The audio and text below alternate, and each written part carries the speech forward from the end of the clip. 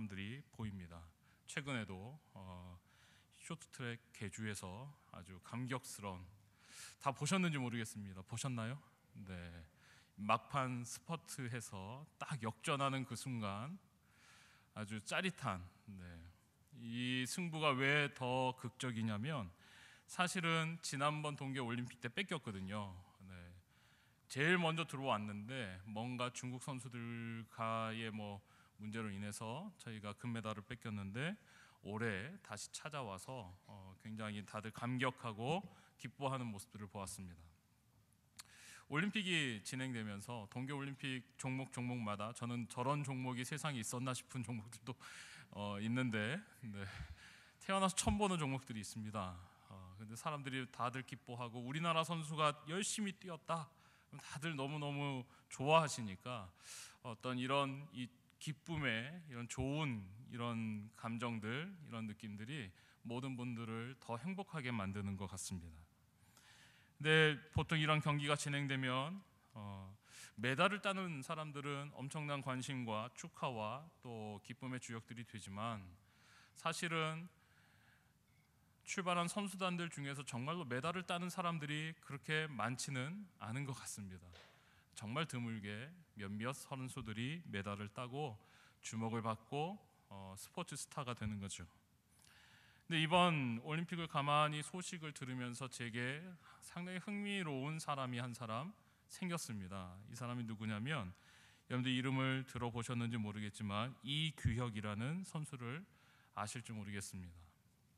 이 선수는 스케이트를 30년이 넘게 탔대요. 30년이 넘게 타서 이제는 은퇴를 하는데 중학생 때부터 동계올림픽을 나갔다고 합니다. 여러분, 동계올림픽의 모든 종목이 낯설고 사실은 이 빙상이라는 것 자체가 별로 우리에게 관심의 대상이 아니었을 때 이 선수가 중학생의 신분으로 올림픽을 처음으로 나가서 몇 번을 동계올림픽 참석을 했냐면 6번을 출전을 했다고 합니다. 6번 출전하는 동안 메달이 있었을까요? 없었을까요? 네, 어떻게 이렇게 잘하세요? 다 보셨군요. 메달이 없었습니다. 메달을 못 딴 선수입니다. 메달 못 따고 올림픽에 6번 출전했으며 이 선수는 스포츠 스타인가요? 스포츠 스타가 아닌가요? 애매해지시죠 지금부터? 근데 제가 참 감사한 건 30년 동안 한 분야의 선수로 자신을 관리하면서 현역으로 뛰었다는 사실, 그리고 6번이나 올림픽에 출전의 기회를 얻고 끊임없이 메달에 도전했다는 사실. 여러분, 이 선수가 30년을 올림픽 출전하면서 온갖 소리를 다 듣지 않았겠습니까? 넌 이제 늙었어, 넌 이제 체력이 안 돼, 넌 이제 후배들한테 길을 좀 내줘야 돼, 이런 얘기 많이 들었을 겁니다. 올림픽 출전하는 것이 운으로 되는 것이 아니라 엄연히 승부를 또 순위를 매겨서 그 중에서 가장 메달을 딸 가능성이 높은 사람이 올림픽에 나가는 것 아닙니까? 이 선수가 30년 동안 자신을 그렇게 단련하고 훈련하고 30년 동안을 현역의 자리를 지키고 드디어 소치 올림픽까지 30여년 6번의 올림픽 출전을 성공하고 메달을 따서 온 국민이 이 사람을 격려해 주는 것이 아니라 누구도 관심 갖지 않을 때부터 한 분야에, 그 분야에서 최선을 다한 사람이기 때문에 중간에 아마 많은 결정의 순간들이 있었겠죠. 내가 이 길을 택하느냐 저 길을 택하느냐 갈등하고 고민하는 순간이 수도 없었을 것입니다. 내가 어느 길을 결정하느냐에 따라서 얼마든지 인생이 바뀔 수 있는 그 순간에도 요동하지 아니하고 그 사람이 30년을 스케이트를 탈 수 있었다는 것, 이건 대단한 일인 것 같습니다. 저는 우리의 신앙생활도 좀 그런 모습을 닮았으면 좋겠다라는 생각을 갖고 있습니다. 하나님 앞에서 우리가 결단된 삶을 살면서 신앙의 부침에 따라 이리 요동하고 저리 요동하는 그런 모습이 아니라 정말로 우리가 하나님 앞에 결단된 마음을 가지고 섰다면 헌신의 자리, 봉사의 자리에서 최소한 한 번 시작했다 하면 몇 년이요? 세상에서 격려받는 선수들도 한 30년 뛰는데 우리가 한번 시작했다 하면 적어도 30년은 변함없이 뛰어다닐 수 있는, 현역이 될 수 있는 그런 삶을 살 수 있다면 얼마나 좋을까요? 그러기 위해서 오늘 꼭 필요한 것이 무엇인지를 함께 저와 여러분들이 기억하게 되기를 간절히 소원합니다. 오늘 말씀 속에서 우리는 아사 왕이라는 한 사람을 만납니다. 이 아사 왕은 남유다의 왕으로서 말씀을 살펴보면 약 41년 동안 통치한 굉장히 긴 통치 기간을 갖고 있는 그런 왕입니다. 이 사람은 믿음 안에서 출발을 잘 했고요. 그리고 인생에 있어서 여러 가지 고비도 있었지만 중반부 하프타임을 지날 때까지도 괜찮은 통치의 이력을 갖고 있는 그런 왕으로 성경은 기록하고 있습니다. 선한 왕으로서, 하나님이 기뻐하시는 왕으로서 그는 자신의 모습을, 통치를 행하여 나가고 있었던 그런 왕입니다. 이 사람이 이렇게 괜찮은 왕으로 긴 기간을 통치하는 이 가운데 오늘 우리가 읽고 있는 이 본문의 말씀은 이 사람의 말년에 있었던 일들을 우리에게 알려주고 있습니다. 통치 기간이 41년이니까 재위 기간이 약 35년쯤 되었을 때 있었던 일이라고 이야기합니다. 그가 오늘 말씀 속에선 선견자 하나니아의 말을 듣게 되는데, 그가 이 선견자의 이야기 속에선 칭찬받는 사람으로 등장하는 것이 아니라 오늘 말씀을 보니까 어떤 사람으로 등장합니까? 하나님을 통해서 하나님이 주시는 말씀이 꾸중이에요. 꾸중. 그리고 그 꾸중을 한 단어로 요약한다면 어떤 단어를 사용할 수 있냐면 오늘 본문에 나타난 단어인데요, 망령된 일을 행하였다고 성경은 기록합니다. 일생을 잘 시작했고 통치자로서 하나님 앞에 부합된 삶을 살기 위해 노력했고, 또 그 부합된 삶을 살기 위해 노력한 결과 오늘 이 사람의 삶에 기억될 만한 많은 사건들도 있고, 그가 정말 자신의 통치의 기간을 잘 달려왔는데 그의 통치의 말년에 거의 통치 기간이 다 끝나갈 때쯤 해서 이 아사 왕에게는 잊을 수 없는 중요한 하나님의 평가가 내려집니다. 이 평가의 내용이 뭐라고요? 망령된 일을 행하였다. 정말 시작된 선한 일을 마지막까지 변함없이 뛸 수 있었다면 얼마나 좋았을까요? 이 사람이 처음 가졌던 그 마음, 처음에 품었던 그 열심 가지고 41년을 한결같이 뛸 수 있었더라면 얼마나 좋을까요? 근데 오늘 아사 왕은 불행히도 그렇지 못했던 것 같습니다. 오늘 말씀 속에서 이 선견자 하나니가 아사 왕에게 나타나서 책망하는 내용을 여러분들 유심히 보시기를 바랍니다. 오늘 이 본문 속에서 망령된 일이라는 이 단어는 딱 한 번 쓰였어요. 망령된 일을 행하였다라고 기록합니다. 이전까지 이 사람의 평가는 어떤 평가였냐면, 말씀을 찾아보면 14장부터 이 사람에 대한 이야기들이 쭉 나오는데요, 아사 왕에 대해서 성경이 뭐라고 얘기하냐면 14장 5절을 보면, 저를 따라오시면서 한번 확인해 보시면 좋을 것 같습니다. 14장 5절을 보면 또 유다 모든 성읍에서 산당과 태양상을 없애매 나라가 그 앞에서 평안함을 누리니라. 여호와께서 아사에게 평안을 주셨으므로 그 땅이 평안하여 여러 해 싸움이 없은지라. 그가 견고한 성읍들을 유다에 건축하니라. 7절에도 보면 7절 끝부분에 주께서 우리 사방에 평안을 주셨느니라 하고, 또 계속해서 15장으로 넘어와서 15장 15절을 보면 온 유다가 이 맹세를 기뻐한지라. 무리가 마음을 다하여 맹세하고 뜻을 다하여 여호와를 찾았으므로 여호와께서도 그들을 만나 주시고 그들의 사방에 평안을 주셨더라. 아사 왕의 재위의 기간 동안에 14장과 15장을 일관되게 이야기하며 계속해서 아사 왕에 대한 평가는 평안이었습니다. 평안. 하나님이 그의 사방에 평안을 주셨고, 하나님이 그에게 평안을 허락하셨고, 평안에 대한 기록들이 계속해서 평가로 기록되고 있는 이 14장과 15장을 벗어나서 도대체 16장에 무슨 일이 있었기에, 도대체 16장에 이르러서 그가 드디어 평가를 받는데 평안으로 마무리하는 인생이 아니라, 평안으로 마무리하는 통치가 아니라 그의 통치가 망령된 일을 행하였다로 마무리되어지고 있는 걸 볼 수 있습니다. 그러한 책망을 받은 아사는 굉장히 분노하는 모습을 오늘 본문 속에서 보여줍니다. 노하여 분노하여 선견자를 어디에다 가두었다고요? 감옥에다가 가두어 버리고. 우리가 읽지는 않았지만 이후에 계속해서 등장하는 성경의 아사 왕에 대한 기록이 어떠하냐면, 그가 결국은 어떻게 자신의 삶을 마감하냐면, 자신의 숨을 거둘 때에도 그가 발에 병이 들어가지고 침상에 누웠는데, 침상에 누운 것이 몇 년입니까? 39년에, 직에 오른 지 39년에 침상에 누웠어요. 그러니까 숨을 거둔 것이 40 몇 년입니까? 1년에.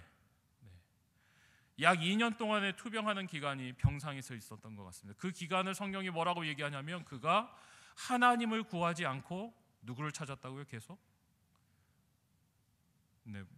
말씀을 여러분 보시면 의원을 찾았다라고 기록합니다. 2년 동안 하나님께서 아마 계속해서 기회를 주신 것 같아요. 기다려 주신 것 같아요.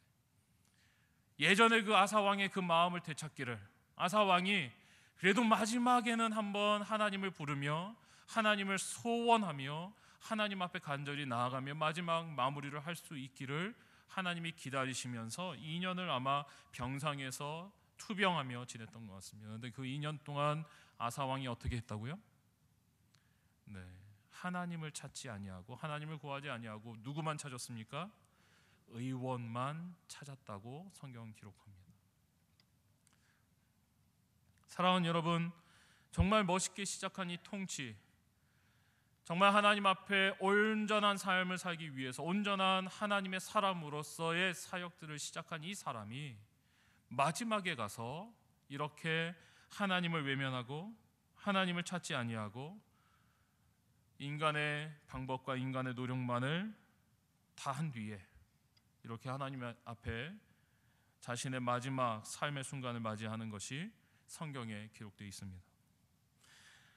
성경에 만약에라는 말이 등장하진 않지만, 만약에 아사 왕이 그 마지막에라도 돌이켰더라면, 만약에 아사 왕이 자신의 그 실수 속에서 하나님의 책망을 받을 때에라도 정신을 차렸더라면 그의 인생에 대한 평가는 참으로 많이 달라지지 않았을까라는 생각이 듭니다.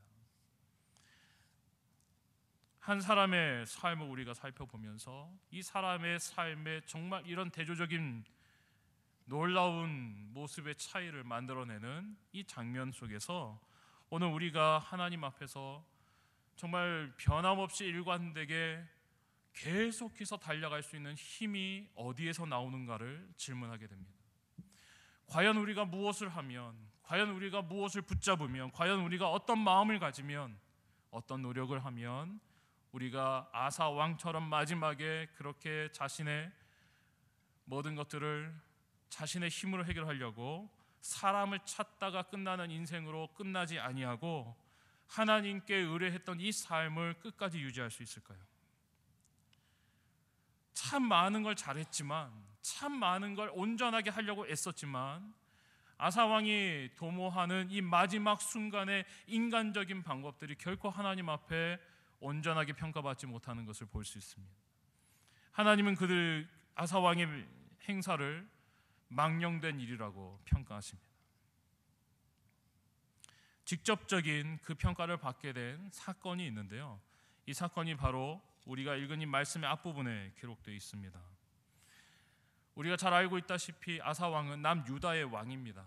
이 남유다의 왕으로서 유다를 다스리고 있었는데, 이 아사 왕의 시대에 북이스라엘을 다스리고 있었던 왕의 이름이 등장합니다. 이 사람이 누구냐면 바아사라는 왕입니다.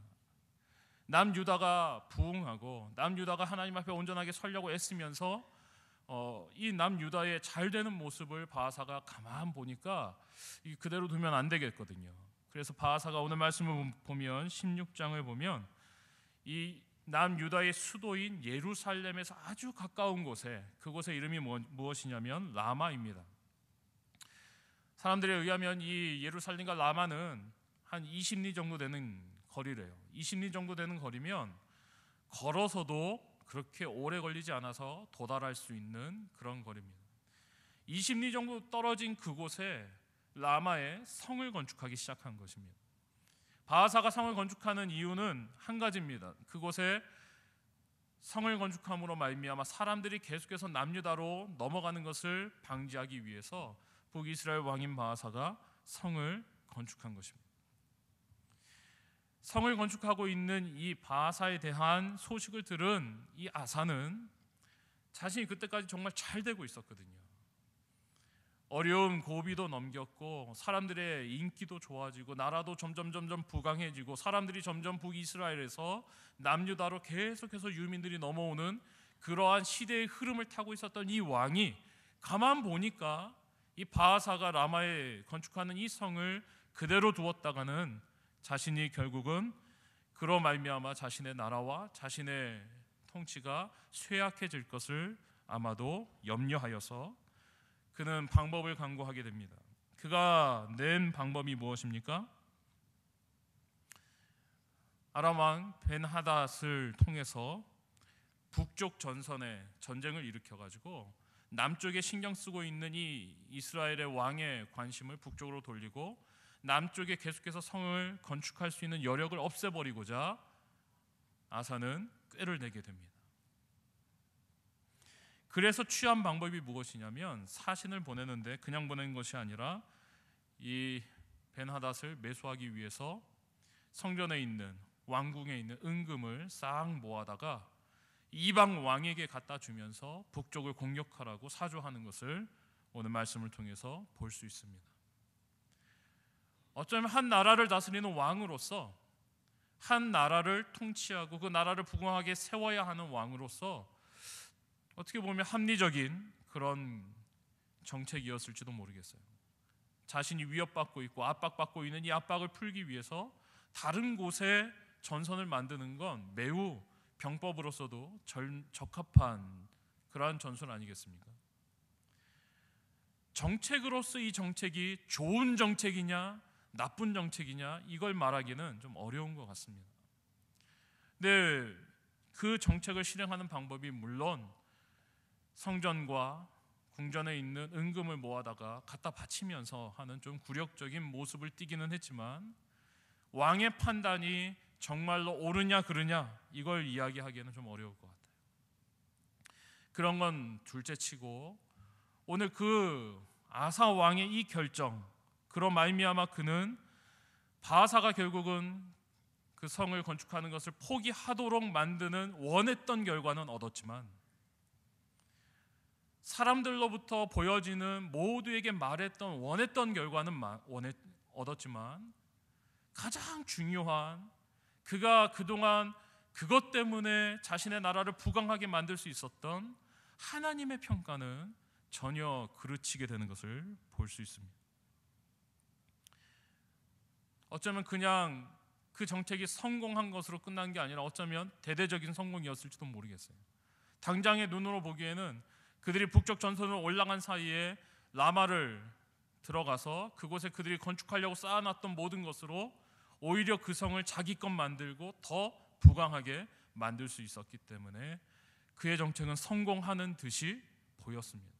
당장의 눈으로 보았을 때 무엇이 문제일지 무엇이 잘못된 건지 알 수 없는 정책이에요. 성공하는 것처럼 보이고 이것은 잘 주요하게 적합하게 먹혀 들어가서 오히려 라마성을 더욱더 강건하게 세우는 중요한 결과를 누리게 되었습니다. 그럼 잘된 거 아닙니까? 그럼 성공한 거 아닙니까? 아마 아사 왕의 마음도 기뻤을지도 모르겠어요. 굉장히 기쁘고 참 내가 여태까지 이렇게 통치하고 이렇게 다스리고 이렇게 하나님의 은혜를 입었는데 하나님이 나에게 이러한 은혜도 허락하시는구나 라고 생각할지도 모르겠어요. 아마 어쩌면 본인 스스로 우쭐대는 마음이 생겼을지도 모르겠어요. 야, 그래도 내가 이 정도는 하는구나 라는 그런 마음, 내가 낸 꾀, 내가 낸 전략, 내가 낸 계략이 참 잘 먹히는구나, 이렇게 성공적일 수가. 그런데 그를 기다리고 있는 것은 무엇입니까? 그가 받는 평가가 무엇입니까? 하나니가 찾아와서 유다 왕에게 선포하기를 왕이 아람 왕을 의지하고 왕의 하나님 여호와를 의지하지 아니하였으므로. 사람은 그렇게 의지하고 사람은 그렇게 의뢰하고 왕의 하나님 여호와는 의지하지 않았다고 이야기합니다. 지금 아사 왕이 벌리고 있는 일의 가장 큰 문제점이 무엇이라고 지적받고 있냐면, 사람은 의지하는데, 은금을 모아다가 갖다 바칠 만큼 열심히 사람은 의뢰하는데, 인간적인 꾀는 도모하는데, 전략을 동원하는데,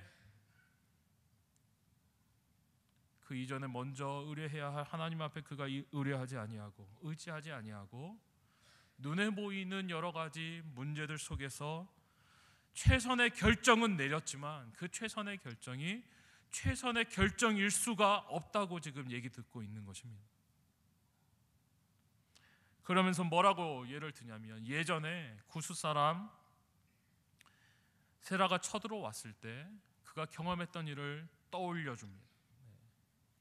왕이시여, 당신이 왕이 됐을 때 한 10년쯤 되어서 구스 사람들이 쳐들어왔을 때 100만 명이 300대의 병거를 가지고 쳐들어왔을 때 어떤 일이 있었는지 다 잊어버렸나요?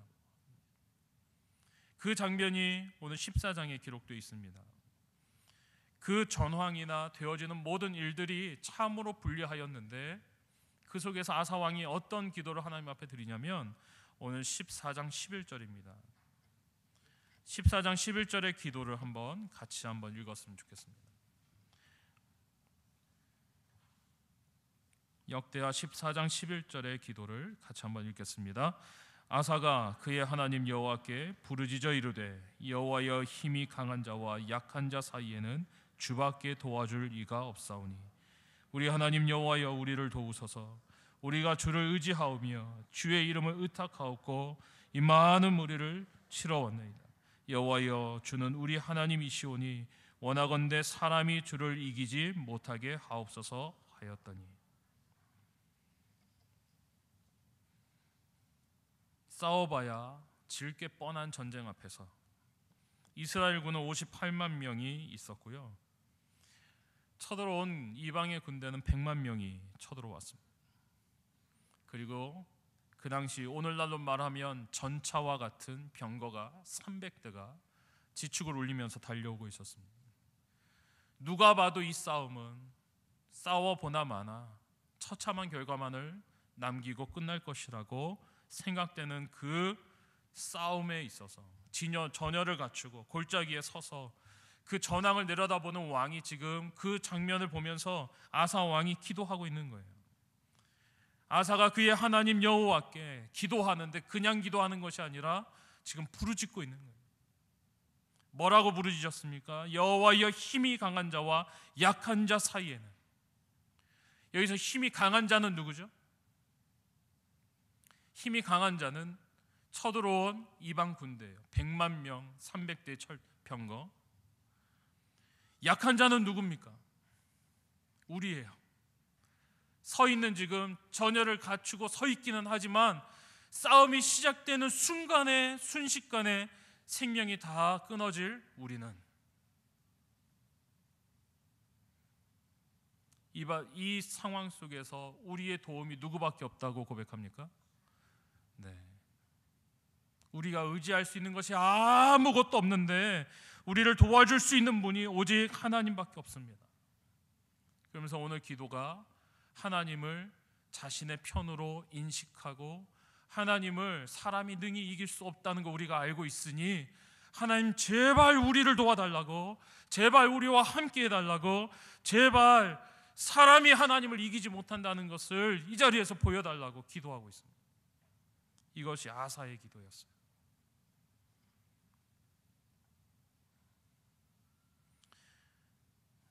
그의 마음속에 하나님에 대한 분명한 의뢰함과 하나님을 의지하고자 하는 간절한 마음, 하나님 외엔 도움이 없다는 고백이 그에게 분명히 있었어요. 그러한 기도를 드리며 죽을 게 뻔한, 질 게 뻔한 전쟁 앞에서 기도하며 나아갔을 때 하나님께서 놀라운 승리를 아사에게 안겨주셨습니다.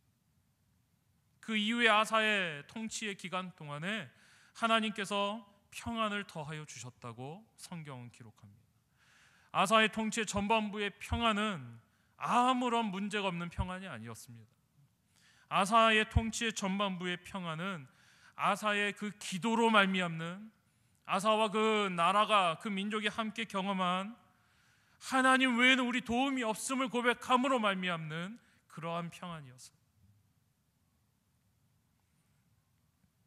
하나님께서 그들에게 평안을 주셔서 평안의 길로 인도하여 주셨습니다. 근데 오늘 하나님과 바로 그때를 떠올리게끔 만들면서 그때와 지금이 당신에게 있어서 너무나 다른 모습, 다른 중심이 있음을 분명히 당신이 깨달아야 한다고 왕 앞에 진언하고 있는 거예요. 여러분, 우리가 하나님 앞에서 아무리 신앙의 경륜이 오래된다 할지라도, 아무리 우리가 참 많은 것을 소유하고 많은 것을 움직일 수 있는 권세가 생긴다 할지라도, 여러분의 인생에 정말 하나님이 대박이 나는, 우리 모두가 선망하고 대박이라고 인정하는 일들이 쏟아질지라도, 반대로 그런 일이 하나도 일어나지 않더라도 하나님 앞에서 오늘 아사왕이 보여주는, 아사왕이 우리에게 이야기해주는 메시지는 뭡니까? 그 절박했던 순간, 내가 아무것도 할 수 없는 그 순간에 전심으로 하나님을 구하며 전심으로 하나님을 의뢰했던 그 마음을 잃어버리는 순간, 놓치는 순간, 바로 그 순간에 우리가 망령된 길로 가게 된다는 것입니다. 평안이 아니라, 하나님이 내게 주신 평안의 놀라운 기쁨의 길이 아니라, 우리가 그 첫 마음을 잃어버리는 그 순간에 우리의 삶이 망령된 길을 선택할 가능성이 매우 높아진다는 거예요. 여러분의 삶이 조금이라도 평안하다고 생각하십니까? 많은 것을 그래도 이제는 이루고 살고 있다고 생각하십니까? 이제는 좀 다리 뻗고 잘만 하다고 생각하십니까? 그렇다면 오늘 아사왕이 우리에게 들려주는 교훈을 잊지 마셔야 합니다. 아사왕이 이렇게 망령된 길을 선택하게 된 이 배경에는 어쩌면 그가 평안의 시대를 겪으면서 하나님 앞에서 많은 것을 축적하고 소유하고, 이제는 그가 예전의 아사왕이 아닌 그러한 경륜과 지혜와 책략을 쓸 만큼 성장한 그의 성장이 있지 않았을까라고 생각합니다. 아무리 성장하더라도, 아무리 강대해지더라도, 아무리 번성하더라도 첫 마음을 잃어버린 사람은 절대로 하나님 앞에 평안의 길을 계속해서 갈 수는 없습니다. 그래서 우리가 하나님 앞에 두려운 거예요.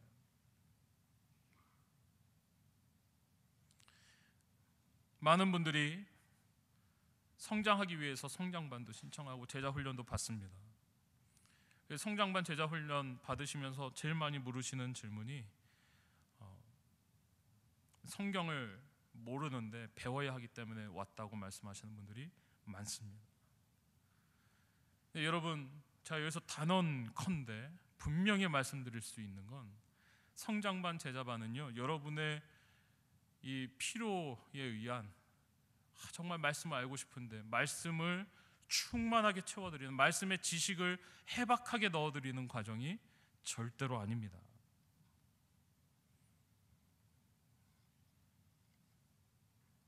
우리가 왜 훈련받냐면요, 너무 많이 알고 있고 너무 오래 신앙생활을 했기 때문에 훈련받아야 되는 거예요.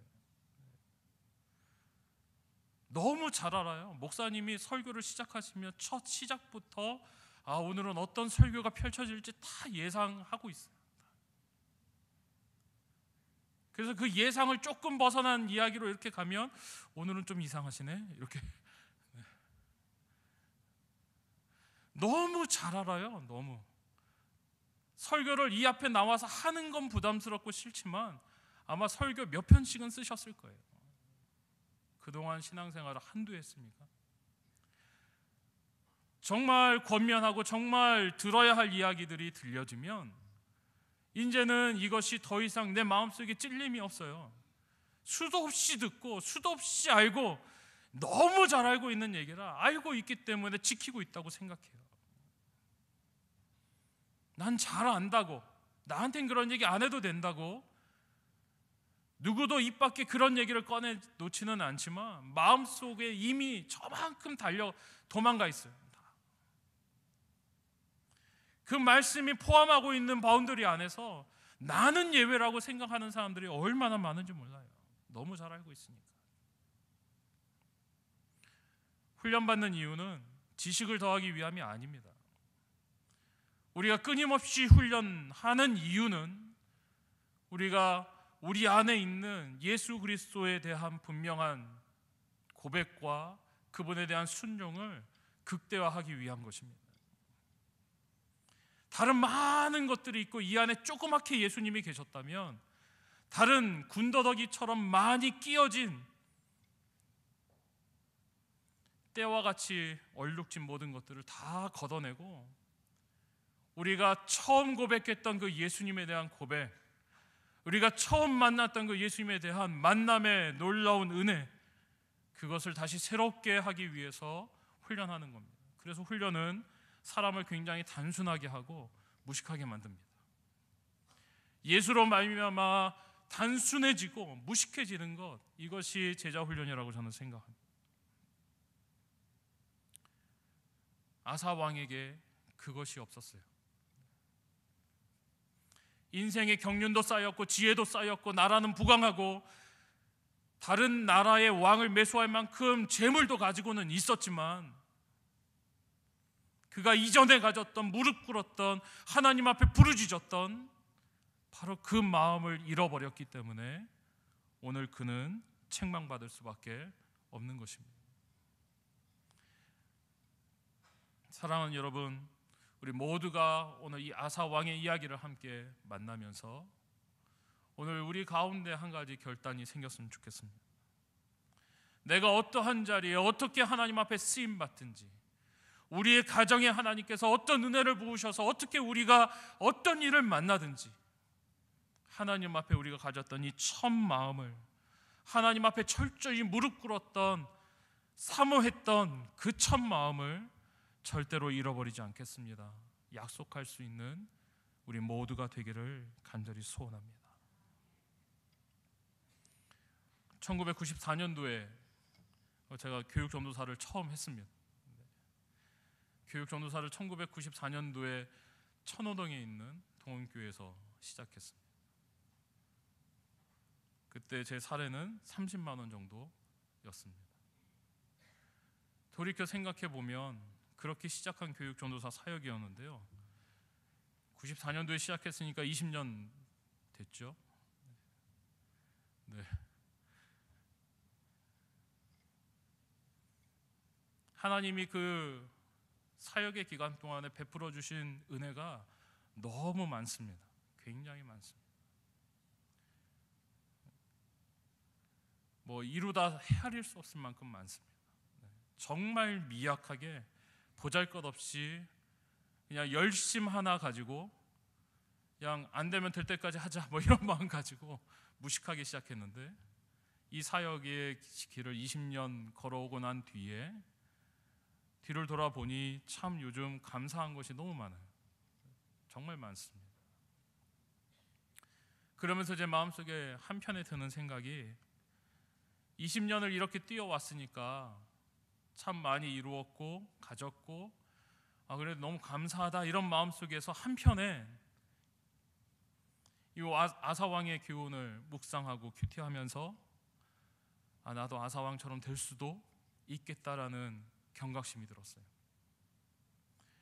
예전처럼 내가 처음 시작했을 때 그때처럼 기술은 늘었는지 모르겠지만 좀 말은 덜 더듬을지 모르겠지만 좀 논리는 더 좋아졌을지 모르지만 사람을 이해하고 바라보는 어떤 시야는 더 넓어졌을지 모르겠지만 내가 처음 사역을 붙잡고 시작했을 때 그때 어린 아이들을 바라보던 그 마음, 그 중심, 그 생각, 그때 무릎 꿇었던 시간들 여전히 내게 그대로 갖고 있는가라고 질문해 보게 됩니다. 한 20년 했으니까 이제는 그렇게 안 해도 되겠다라는 생각이 불쑥불쑥 마음속에 들 때마다 그러지 않아야 되겠다는 결단을 제 스스로 합니다. 그게 저를 지키는 가장 중요한